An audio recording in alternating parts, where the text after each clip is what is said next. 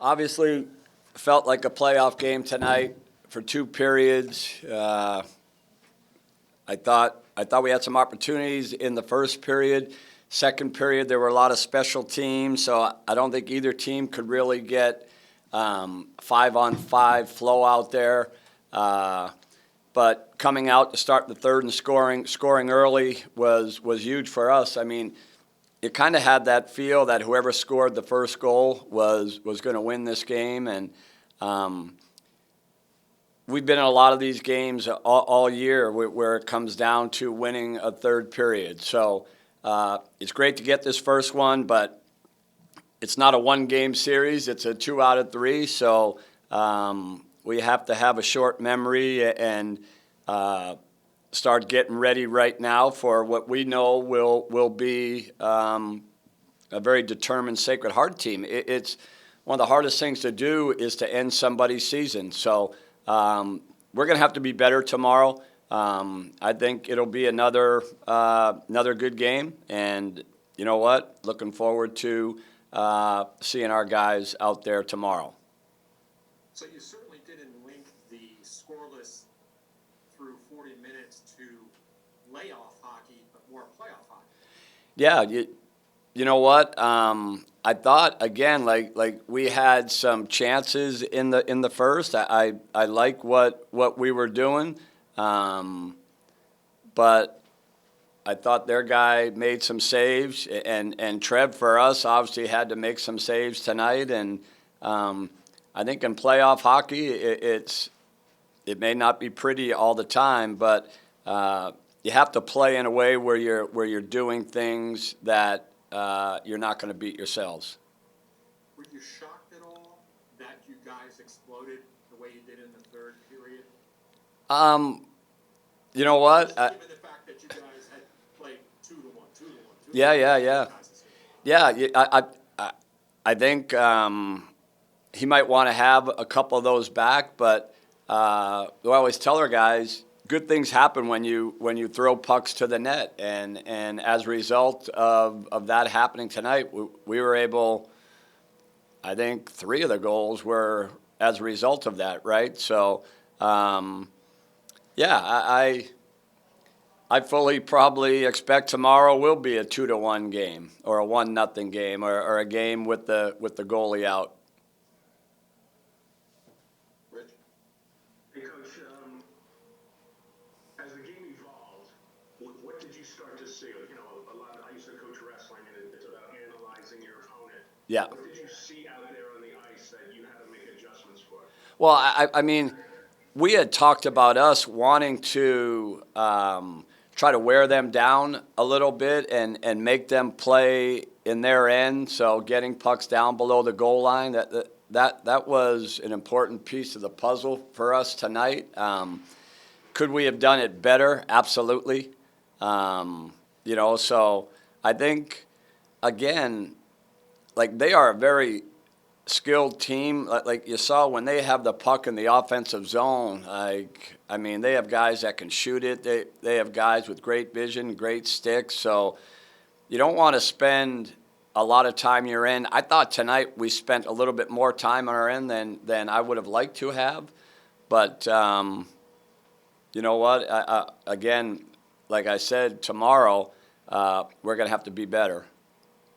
Any adjustments you're going to make? Any matchups? You know what? We'll watch. We'll watch the game and talk about maybe tweaking a couple things. I don't see any major adjustments. We may move one guy for another, but that's really it. So you like what you've seen. How's the spirit in the locker room after the second period? Well, the spirit in the locker room was, hey, you know what? We've been in these games all year. You know, whether it's a 2-1 game or a 2-2 game or basically where you look at the group and say, hey, win a period, win a game. And so we were really comfortable. It's funny, back in December, I think we were in a game like this and it was really close, and we were like, hey, this is what playoff hockey is going to be like. So be comfortable in these situations. So, yeah, our guys felt good, and we're expecting to have a good third period. What did you think about Trevin pitching the shutout? Wow, I mean, he made some big saves, and I mean, he's been really, really good for us this year, and just playing with a lot of confidence, just not giving a lot to the other team. And like I said, that's a team that has some guys who can really shoot the puck. So he had to make sure that he was in the right spot tonight, and he was. You said you were concerned about having the puck in your end too much, but did your defense keep the shots to the outside or give him clear lanes? I don't know exactly how many grade A's that we gave him. I think we gave him a few from the second half of the game on. But I thought, all in all, our D did a good job. We got in trouble a couple times because we didn't want to play simple hockey and get pucks in, and we'd turn it over, and then we'd be back on our end defending. And that's not how you want to play. More? Your goalie did excellent, but he's got to operate with his defender. Yeah. How is that synergy between them? Oh man, our decor, and we said this at the start of the year, was probably going to be the strength of our team because it was the most experienced group. Like, we have 5D out there that have played a lot of minutes for us. So. You know what? They are very confident. Trev's very confident in them.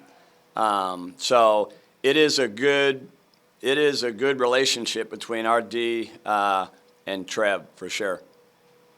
The 17 blocks a lot or not? No, that's probably a little more than I would like because that means that the other team had the puck. I like the fact that we had 17 blocks, but I would probably rather see that down to 12, 10. And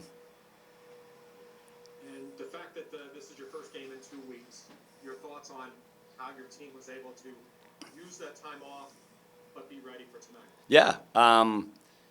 You can't simulate game speed in practice. We try to talk about it, and I really do believe the 2 weeks leading into this, we had good practices, every practice but one.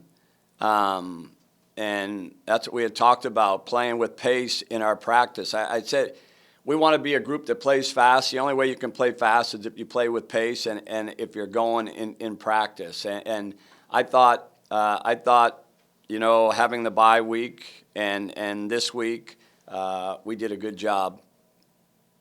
I'm sure you're going to talk to the team that you said it earlier, the hardest thing to do is to end another team season, that they're going to come after you with everything they got. And what are you going to tell the team before the game? Yeah, you know what? I mean, we already talked about it. It's not a one-game series. It's a 2 out of 3 series. So that's great that you got the first game, but it really doesn't, until you get that second win, then you can celebrate, So, and the other thing that we talked about is how hard it's going to be tomorrow. Sacred Heart, I mean, they have a lot of pride. They're a very good team. They're going to come out and throw everything at us. So again, we are going to have to be really, really good if we want to try to finish this thing tomorrow. Brian, any thoughts to Bentley having to pull out and giving AIC the pass to the semis? Yeah, well, first of all, feel awful for Bentley, especially for their seniors, that the ones that won't have an opportunity to come back. It's just the kind of way this year has gone. Even as I was coming into the rink today and I saw a bunch of basketball teams, are shutting down. I mean, it's going to be the team that stays the healthiest and gets to the finish line. So, but back to your point, I feel really, really bad for Ryan Soderquist, his team, especially his seniors. But we talked about it yesterday when we heard. I mean, we've got to continue to remain vigilant and determined and doing the right thing, so we won't get ourselves in a situation where that could happen to us. But how does that hurt AIC? Because now they're going to be off even Oh, longer. yeah, you know what? I talk to Langer all the time. Like, he hasn't. Next week it'll be 7 weeks, and it's not going to be a 2 out of 3. It's going to be a one and done. Ooh,